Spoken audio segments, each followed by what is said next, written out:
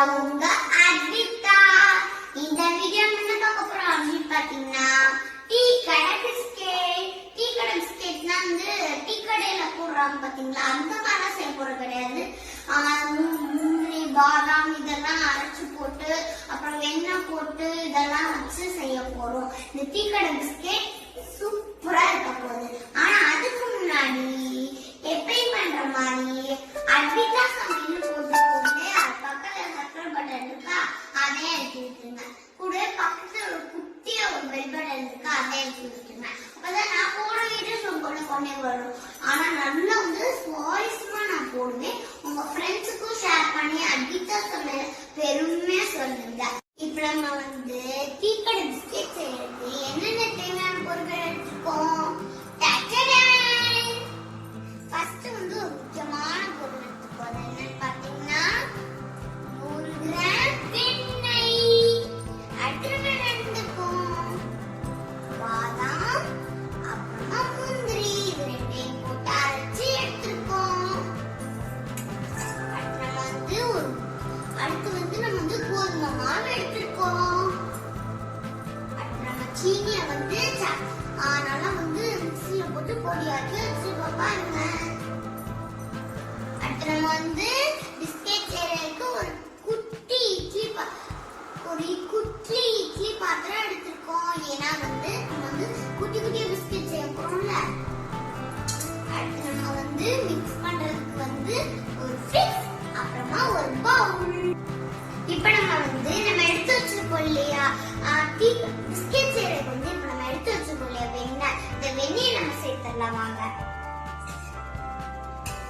நம்ம சேர்த்துடலாம். உங்கள்கிட்ட வந்து நீங்க எலக்ட்ரிக் பீட்டர் இருந்துச்சுன்னா வந்து அடிச்சு விட்டுக்கோங்க. அப்படி எலக்ட்ரிக் பீட்டர் இல்ல அப்படின்னா பிஸ்க வச்சு சாதாரண பிஸ்க வச்சு நல்லா வந்து பீட் பண்ணி நல்லா வந்து கலந்து விட்டுருங்க. நம்ம நல்லா மிக்ஸ் பண்ணிடலாம் பாருங்க. நம்ம கொஞ்சம் கொஞ்சமா வந்து சீனியை பொடியாக்கி வச்சிருக்கோம் இல்லையா, அந்த கொஞ்சம் கொஞ்சமா வந்து சேர்த்து நம்ம வந்து பண்ணிடலாம். கொஞ்சம் கொஞ்சமா சேர்த்துட்டு மிக்ஸ் பண்ணிடலாம். நம்ம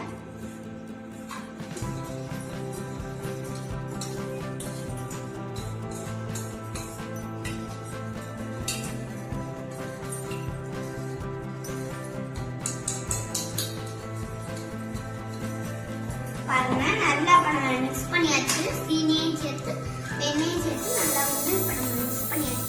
அடுத்து நம்ம வந்து கோதுமை மாவை சேர்த்துடலாம். வாங்க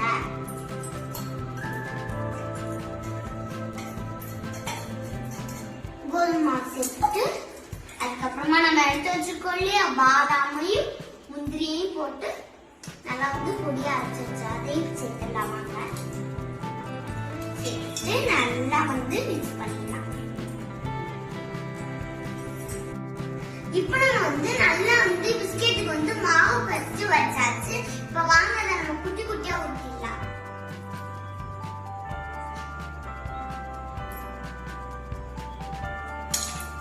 இப்ப நம்ம வந்து இந்த இட்லி பாத்திரம் இருக்கு இல்லையா, அதுல லைட்டா வந்து நெய் வெண்ணெய் தடவிடலாம். தடவிட்டு கொஞ்சமா கோதுமை மாவு, அப்பதான் உங்களுக்கு நல்லா ஒட்டாம ஒரு பிஸ்கெட்டு.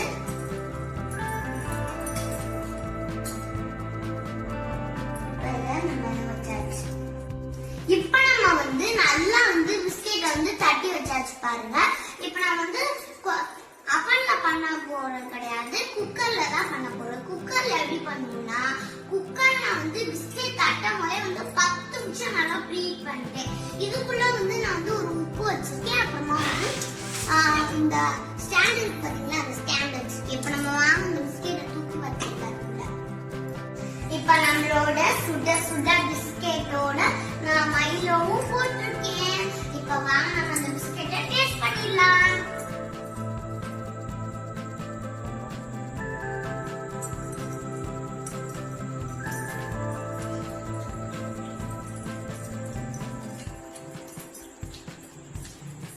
சூப்பரா இருக்கு, நல்லா அருமையா இருக்கு.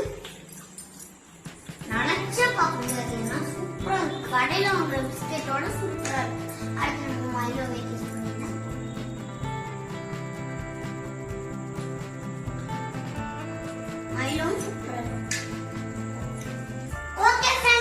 அதோட வீடியோ முடிச்சுக்கிறேன். மீண்டும் உங்களை அடுத்த பதிவிலே உங்களை சந்திக்கிறேன். அது வரைக்கும் நீங்க இந்த வீடியோ பிடிச்சிருந்தா இதை செஞ்சு பார்த்துட்டு எனக்கு கமெண்ட் பண்ணுங்க. ஓகேவா?